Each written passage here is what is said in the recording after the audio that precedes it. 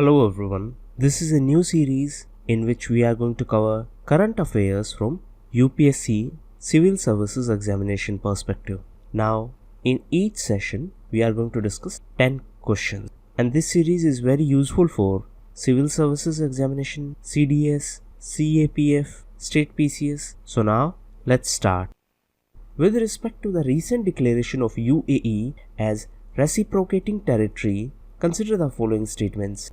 First statement is, orders passed by the courts in a reciprocating territory can be implemented in India, and second statement is that Malaysia is one of the reciprocating territory of India. Now, this term reciprocating territory was in news as recently Ministry of Law and Justice issued an order declaring UAE as a reciprocating territory under Section 44A of CPC. CPC is Civil Procedure Code of 1908. Now, what is the meaning of this term reciprocating territory? It means that the decrees passed by the courts in UAE can now be executed in India as if they were passed by the Indian civil courts.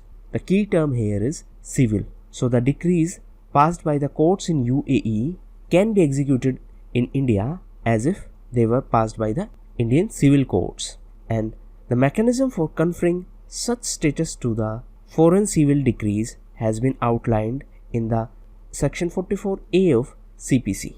Now, one thing that should be noted is that the scope of this section is restricted to the decrees for payment of money. So it could be either tax or some kind of charge or fine. So now let's check the statements. So the first statement is correct, as the orders passed by the courts in a reciprocating territory can be implemented in India. Now, second statement is that Malaysia is one of the reciprocating territory of India. This statement is also correct. Apart from UAE, India considers various other territories as reciprocating territory. These are Malaysia, Bangladesh, UK, Singapore, New Zealand, Hong Kong, and few other countries. And this agreement is restricted to the decree for payment of money. So it is only for civil matters. So both statements are correct and D is the right answer. With reference to the recent rescue efforts on Mount Annapurna, consider the following statements. First is, it is located in Tibet, and second statement is that this mountain is one of the 8,000ers. Now, this Mount Annapurna was in news because of heavy snowfall and rescue operations. So the first statement is incorrect, as it is not in Tibet, it is in Nepal. It is a part of Himalayan mountain range and it is named after the Hindu goddess of food. Now, second statement is correct. Mount Annapurna is one of the 14 mountains recognized as 8,000ers. So it is over 800 meter high and it has one of the highest fatality rates for trekkers. So first statement is incorrect and right answer is B. That is, only second statement is correct. In the light of recent release of World Economic and Social Outlook report, consider the following statement. First is that it is released by ILO, and second statement is that working poverty is the measure of poverty among employed people. So this question is about WESO, World Employment and Social Outlook, and this report is released by ILO, that is International Labour Organization. So this first statement is correct. ILO was founded in 1919 and in 1946 ILO became the first specialized agency of UN. So this first statement is correct. The second statement is also correct. Working poverty is a measure of poverty among employed people. So even if a person is working, if that person is earning less than 3.20 US dollars per day, then that person would be considered as working poor. Now it is in terms of purchasing power parity. So as per this ILO report, 1 out of 5 people who are employed are working poor. So both statements are right and right answer is D. With respect to the recent discussions about 1 trillion Trees Initiative, consider the following statements. This initiative is being headed by UNEP, that is United Nations Environment Program, and second statement is that India is a part of this initiative. So this 1 trillion trees initiative is headed by a non-profit organization, Plant for the Plant, and this initiative originated from the Billion Trees campaign of 2006, and this campaign was by UNEP, and in 2012 this campaign was handed over to this Plant for the Plant organization. It is a Germany based organization, so this first statement is incorrect. Now India is one of the major player in this 1 trillion tree initiative. In fact, India is the second largest contributor. The largest contributor is China. Now recently USA also joined this initiative. Now if we talk about UNEP, it is United Nations Environment Program. The headquarters of UNEP is in Nairobi in Kenya. In fact, the headquarters of Oxfam is also in Nairobi in Kenya, and it publishes reports related to inequality in the society. And UNEP along with World Meteorological Organization established IPCC in 1988. IPCC stands for Intergovernmental Panel on Climate Change. With regards to the recent discussions about developing a national business register, consider the following statements. First is that it is to collate data only from businesses in major cities, and second is the register is to be developed by Ministry of Statistics and Program Implementation. So the idea behind this NBR, that is National Business Register, is to collect information about businesses from each district, and this is to be based on the results of 7th economic census. So this first statement is incorrect. This will collect information from each district, not only from major cities. Now second statement is correct, as this register is being planned by Ministry of Statistics and Program Implementation. Now recently this 7th economic census was also in news, as the census was launched in National Capital Territory of Delhi, and it is carried out by Ministry of Statistics and Program Implementation in collaboration with the CSC, that is Common Service Center. Now the CSC is a SPV, that is Special Purpose Vehicle of Ministry of Electronics and Information Technology, and for the first time IT based digital platform is being used for this economic census to collect data, and the census is conducted every 5 years, and this economic census was first conducted in 1978. In reference to the recent decision of Supreme Court to consider the plea for declaring Ram Setu as National Heritage Monument, consider the following statements. First is that the Ram Setu is made up of limestone, and second statement is that the Setu Samudram project is to connect the Gulf of Kutch with the Gulf of Khambat. Now this Ram Setu is also known as Adam's Bridge, and it is made up of limestone soles, and the chain of these soles is located between the southern coast of India and Sri Lanka, and it is believed to have been built by the Vanar army of Lord Ram. Now as you can see in picture, this is Adam's Bridge. This connects the Dhanushkodi of India to the Talai Mannar of Sri Lanka, and because of this the ships cannot pass through this area, and they have to pass through this route. Therefore they have to travel extra distance, and that is why this Setu Samudram project was proposed. It is a project that will link the Pork Strait with Gulf of Mannar, and this would mean that this Adam's Bridge may be destroyed, as the Setu Samudram project would require the dredging of limestone soles. Now in simplest terms, there is a bridge, this is of limestone, and because of this bridge ships cannot pass through this route, so they have to pass through this longer route, and for this Setu Samudram project is proposed to allow ships to pass through this route.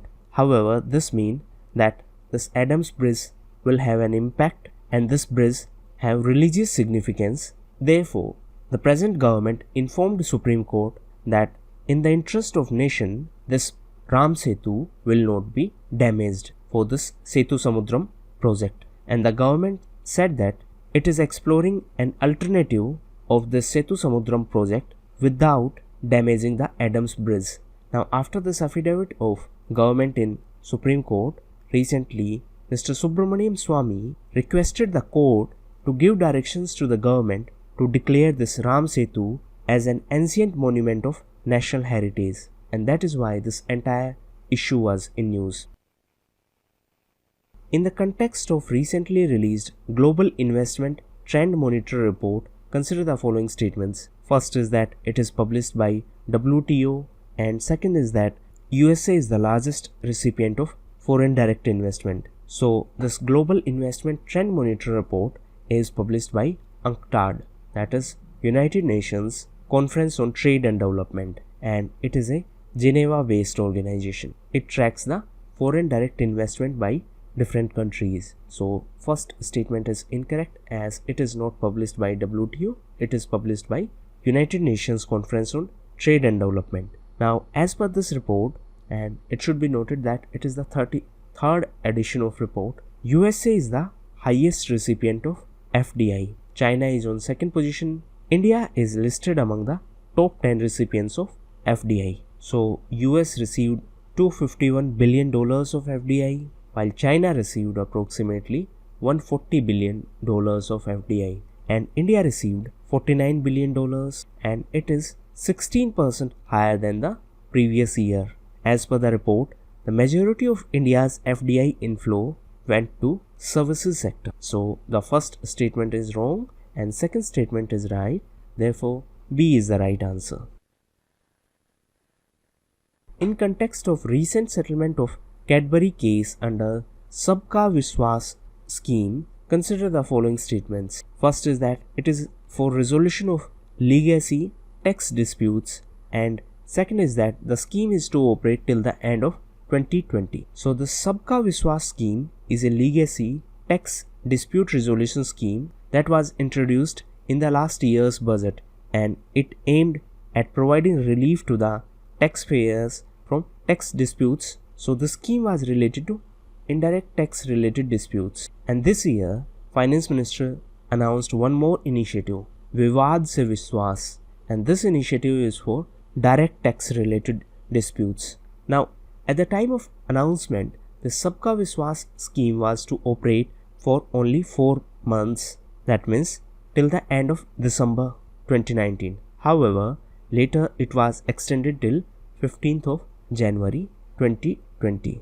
And recently this scheme was in news as Cadbury India, which is now Mondelez India Food Private Limited case, which was pending since 2011, was recently settled under this scheme. So the key points are Sabka Vishwas scheme is for indirect tax related disputes, and this was effective till 15th of January, while Vivad se Vishwas was introduced during this year's budget, and this is related to direct tax disputes. So the first statement is correct, it is for resolution of legacy tax disputes, and second statement is incorrect. Therefore, right answer is A. In light of the recent discussions about the disposal of enemy property, consider the following statements. First statement is that movable property cannot be termed as enemy property, and second statement is that a citizen of India cannot be considered as enemy subject under the 2017 Enemy Property Act. Now logically both statements seems right, but factually both statements are incorrect. Now before we consider these statements, let's understand the concept of enemy property. It means any property that is left behind in India by the citizens of China or Pakistan during the wars is considered as enemy property. Now these properties can be either movable or immovable, and these are vested in the CEPI, that is Custodian of Enemy Property for India.